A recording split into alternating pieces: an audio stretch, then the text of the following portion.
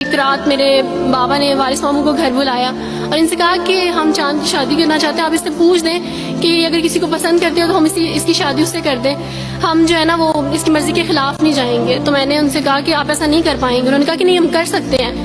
مجھے یہ تھا کہ مجھے پچھتاوا نہ رہے کہ میں نے شاید اس دن پاپا سے بات کرتی تو پاپا مان جاتے. تو میں نے ان سے کہا کہ پاپا میں ایک مسلمان مرد سے شادی کروں گی, آپ ایسا میرے لیے کر سکتے ہیں؟ اگر آپ کسی مسلمان سے میری شادی کریں گے تو ٹھیک ہے, میں شادی کرنے کے لیے تیار ہوں. میری گھر میں ایک سناٹا چھا گیا اور اس خاموشی کے بعد جو ہے یعنی سب فیملی والے رونے شروع ہو گئے. انہوں نے کہا کہ آپ اپنے مذہب میں واپس آ جاؤ.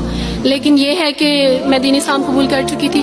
آپ یقین جانیں جس طرح لوگ مختلف ہیں اسی طرح ان کے مسائل بھی مختلف ہیں. مجھے مینٹلی بے انتہا ٹارچر کیا گیا. مینٹلی مجھے یعنی اس چیز کا احساس دلوایا گیا کہ ماما پاپا روتے ہیں. میرے پاپا نے آپ یقین جانیں خود کو پھانسی لگانے کی کوشش کی میری آنکھوں کے سامنے.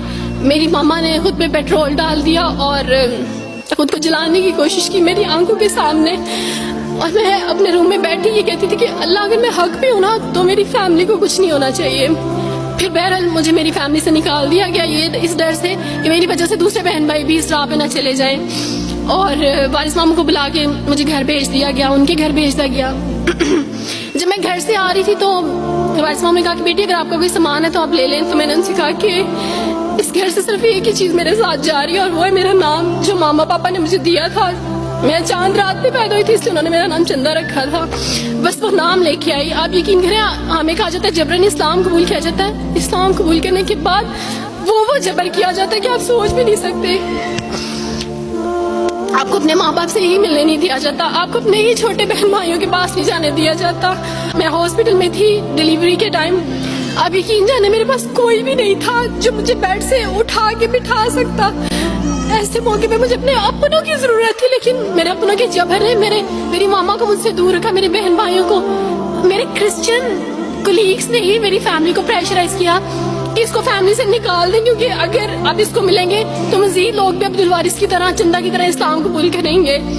میں نا ہاسپٹل میں لوگوں سے کہتی تھی کہ میرا بیبی رو رہا ہے, کوئی مجھے بیبی پکڑا سکتا ہے. آئیڈیا ہی نہیں تھا ہاسپٹل میں کیا کیا لے کے جاتے ہیں. میرے پاس ایک ایسا دوپٹہ نہیں تھا جو میں چینج کر سکتی. ایسے موقعوں پہ آپ یقین جانیں آزمائش اور جبر اسلام قبول کرنے کے بعد ملتا ہے.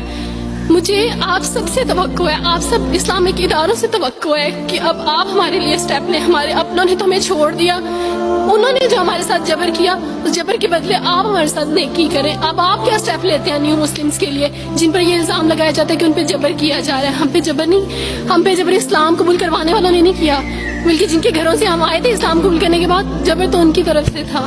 ابھی کٹے بیٹھ کے روئی